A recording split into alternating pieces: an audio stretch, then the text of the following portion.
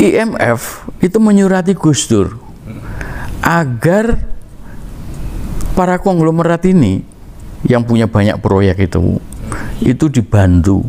Ternyata setelah aset-aset itu dijual hanya laku 15%. Indonesia setiap tahun kehilangan 70 triliun untuk membayari Cina-Cina itu. Harusnya bertanggung jawab itu adalah Megawati karena dia yang menandatangani Undang-Undang Dasar 2002.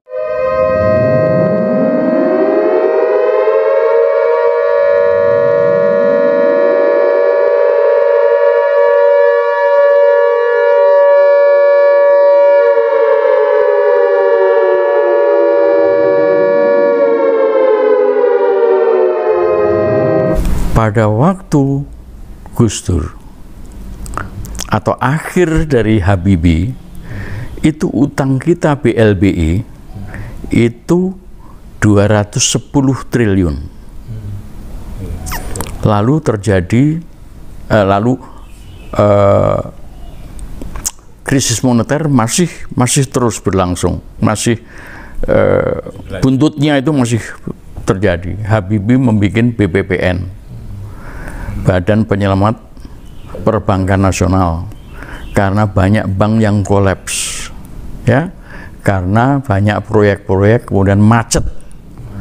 Nah, IMF itu menyurati Gus Dur agar para konglomerat ini yang punya banyak proyek itu dibantu, bank-bank juga agar dibantu supaya bisa bangkit kembali. Didesak sampai 3 kali. Gus Dur kelihatannya menghadapi Kwek Kian Gi sebagai Menko Perekonomian dan Industri, serta menghadapi Menteri Keuangan Bambang Sudibyo.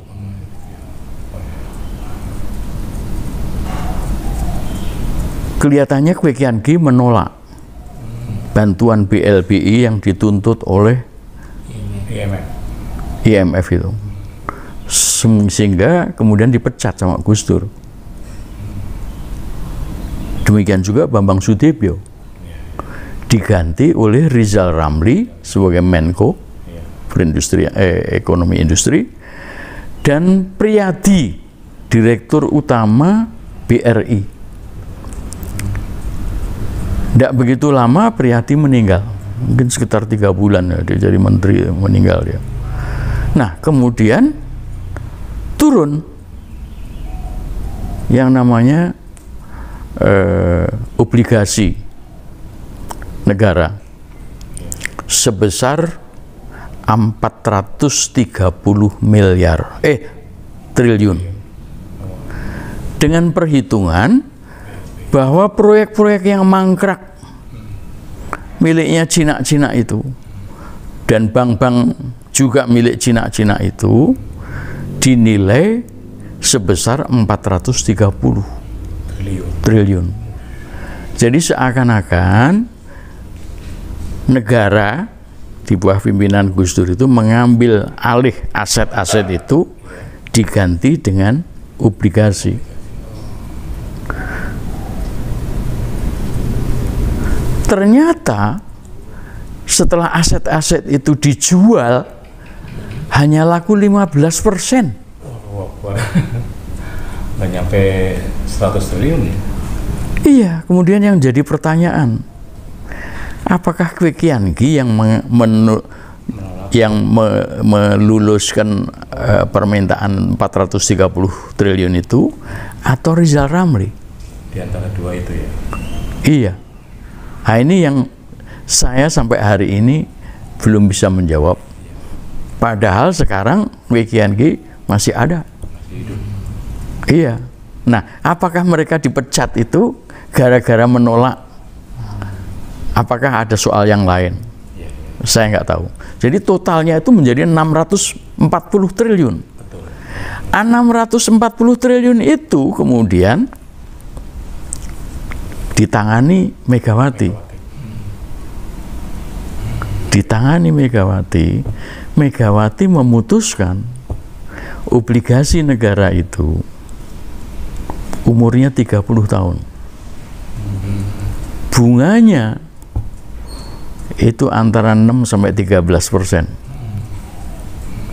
Persisnya saya nggak tahu jatuhnya berapa.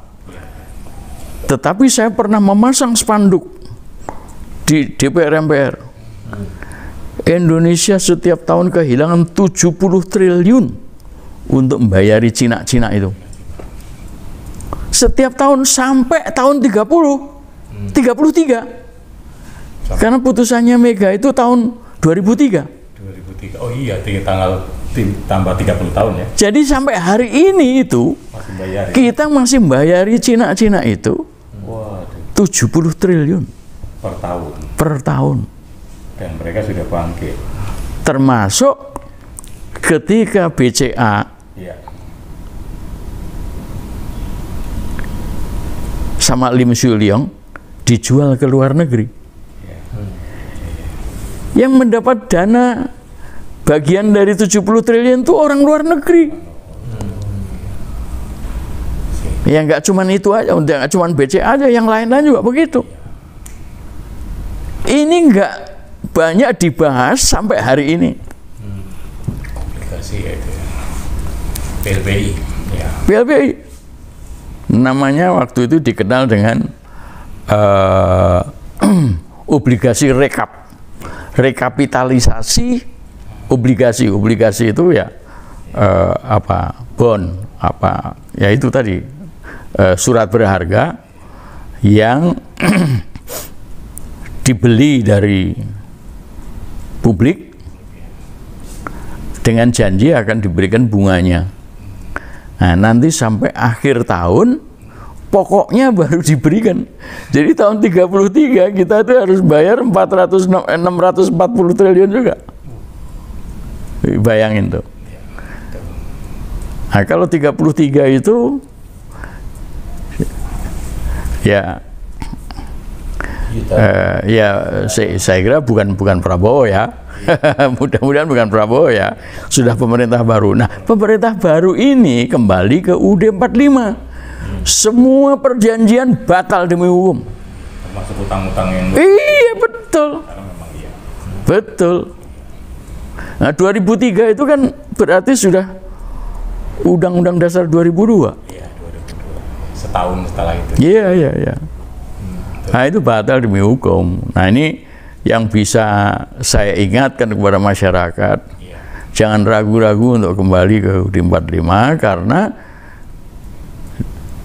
dengan perubahan Undang-Undang Dasar itu, semualah peraturan, termasuk Omnibus Law, termasuk segala tetek bengek omongan ngawur dari Jokowi maupun SBY. SBY itu, di zaman SBY, itu OPEC, kita keluar dari OPEC. Gitu ya. Iya, kita keluar dari OPEC.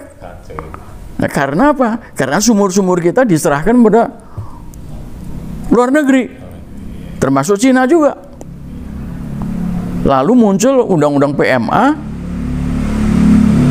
nomor 25 nggak salah, tahun 2008 atau 2009. Itu HGU itu 90 tahun. Tapi lebih parah sekarang. Nah, iya kan sekarang 190, 160. Iya. IKN. IKN sama. Jadi itulah yang harusnya bertanggung jawab. Itu adalah Megawati, karena dia yang menandatangani Undang-Undang Dasar 2002 atas rekomendasi atau persetujuan dari Panglima TNI Endriartono Sutarto. Lalu pelaksananya SBY sama Jokowi. Nah, itu yang harus bertanggung jawab. Satu lagi, puncaknya tanggung jawab adalah di Amin Rais. Ketua MPR ya. Iya, Ketua MPR. Dan dia mengaku saya memang ketika menjadi Ketua MPR melucuti semua kekuatan MPR, termasuk memilih presiden. Mengaku dia. Ya, dia harus mempertanggungjawabkan, harus dihukum, harus mau dihukum. Nah, jadi itu kita kira-kira gambarannya tentang dari nilai dolar sampai jatuhnya rejim.